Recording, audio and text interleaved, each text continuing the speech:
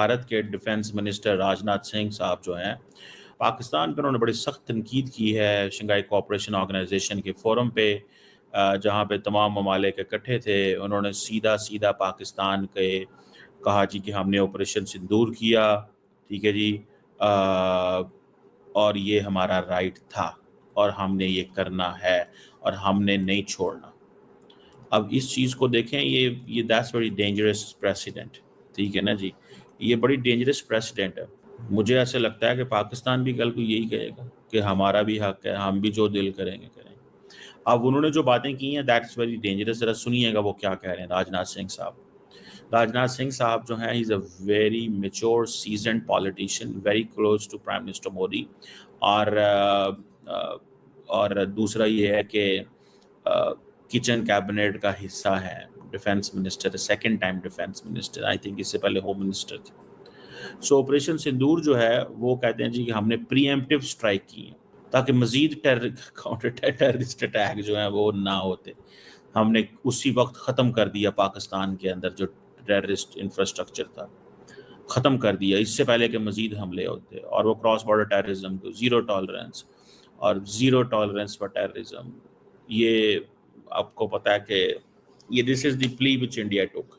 और ये तो पाकिस्तान की गवर्नमेंट पे डिपेंड करता है ना कि कल को टीटीपी या बीएलए के हाइड आउट्स अगर आप कहते हैं जी भारत के अंदर भी हैं और हमें पता चला है कि बीएलए के लोग वहाँ से फंडिंग ले रहे हैं, असला ले रहे हैं, रिसोर्सेज ले रहे हैं, तो फॉर एग्जांपल ये वो जगह है जहाँ से बैठ के बीएलए को इंडिया के अंदर पाकिस्तान कह सकता है कि जी ये वो इलाका है इंडिया के अंदर जहाँ से बीएलए को फंडिंग दी जाती है और यहाँ पे इनकी सिक्योरिटी फोर्सेस के लोग हैं और ये हमला कर रहे हैं। बाबा ख़त्म। या फिर ये है कि आप कहते हैं जी इनके डीप स्टेट का इंफ्रास्ट्रक्चर है फलां जगह पर, हमने इस पर हमला कर दिया। समझ रहे हैं आप बात? So I think that's where things are up to. मुझे थोड़ा सा अजीब लग रहा है।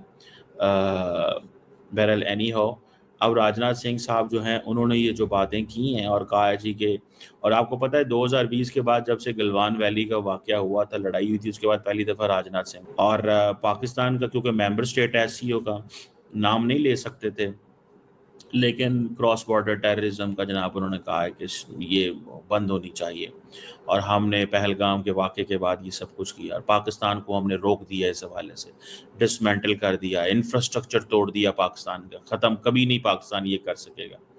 और ये टेररिज्म की जो पॉलिसी है, इंस्ट्रूमेंट ऑफ पॉलिसी है जिसको वो फॉलो करते हैं, और ये डबल स्टैंडर्ड्स हैं, ये बंद होने चाहिए और एससीओ को इसमें उठ के बात करनी चाहिए। और जो एससीओ की मीटिंग हो रही है उसमें आपके जो डिफेंस मिनिस्टर गए हैं राजनाथ सिंह साहब, उन्होंने डॉक्यूमेंट्स के ऊपर साइन करने से मना कर दिया क्योंकि जो पिलग्राम अटैक हुआ था उसके ऊपर आप जानते हैं कि दोनों कंट्रीज में बहुत टेंशन रही, अटैक वगैरह भी किए गए, उसका जिक्र उसमें नहीं था जबकि बलूचिस्तान का जिक्र था। आपके ख्याल से ये गलती से रह गया है लिखना उसके अंदर टेरर अटैक जो कश्मीर का था, या आपको लग रहा है कि जो एससीओ के मेंबर्स हैं या जो भी ये इसके जिम्मेदार हैं जो ये डॉक्यूमेंट्स बनाते हैं उन्होंने खुद नहीं लिखा? आरजू साहिबा, इसमें कोई चीज गलती नहीं होती, इसमें बड़े ज़हीन और बहुत ही पहुंचे हुए लोग हजरात रहते हैं जो एक एक लफ्ज और एक एक कॉमा फुल स्टॉप को ड्राफ्ट करते हैं। यहाँ कोई गलती की गुंजाइश नहीं है। बलूचिस्तान को रखा और पहलगाम को गायब किया, ये इत्तेफाकन थोड़ी हुआ है, और अगर इत्तेफाकन हुआ तो ये हुस्न इत्तेफाक है। लेकिन मैं अपने तजुर्बे से कह सकता हूं कि यहाँ पर बड़े ही जिन्होंने दुनिया देख ली है, तजुर्बेकार लोग हैं, यहाँ पर एक एक चीज सोच समझ करके। और राजनाथ सिंह हमारे यूनियन रक्षा मंत्री, जो रक्षा मंत्री हैं, उन्होंने अगर साइन नहीं किया तो ऐसा पहली बार नहीं हुआ। इसके पहले भी 2023 में आरजू साहिबा, जब चीन का बेल्ट एंड रोड इनिशिएटिव के ऊपर कुछ तस्करा हुआ था, तब भी राजनाथ सिंह ने साइन नहीं किया था और इसके तमाम फायदे भी हुए हैं। लेकिन आज के अगर दौर में देखें कि पहलगाम में 22 अप्रैल इसी साल जिस तरीके से 26 हिंदुस्तानी शहरियों को कत्ल किया गया था, बेरहमी से किया गया था, जाति और मजहब देख करके किया गया था, फुटप्रिंट बिल्कुल लश्कर तैयबा के मोडस ऑपरेंडाई की तरह थे। और जब लश्कर तैयबा का नाम खुल के आ रहा है और हिंदुस्तान का साफ इल्जाम ही नहीं और अब तो बिल्कुल ऐसे सबूत हैं जिसको कि नकारा नहीं जा सकता है, तो आरजू साहिबा इसका तस्करा होना चाहिए था।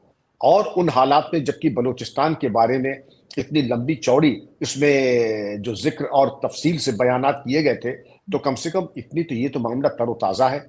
इसको और देखना चाहिए था। चाइना में शंघाई कोऑपरेशन ऑर्गेनाइजेशन यानी कि एससीओ की मीटिंग हुई, तो जब इस बार राजनाथ सिंह जी गए तो सामने पाकिस्तान के डिफेंस मिनिस्टर ख्वाजा आसिफ भी बैठे हुए थे और उनकी मौजूदगी में राजनाथ सिंह जी ने रगड़ दिया बुरी तरीके से रगड़ दिया और ख्वाजा आसिफ चुपचाप बैठे रहे और कुछ देखिए, एक बात जो हमने बोली है कि साहब ये जो टेररिज्म है ये सारे देशों को इंपैक्ट करती है। अगर चीन को ऐसा लगता, ये राजनाथ सिंह जी ने नहीं बोला, ये मेरा एनालिसिस है, राइट? उनका बयान मैं आपको बता चुका हूं। राजनाथ सिंह जी ने बेसिकली ये बोला है कि some countries use cross border terrorism as an instrument of policy and provide shelter to terrorists. There should be no place for such double standards. SCO should not hesitate to criticize such nations.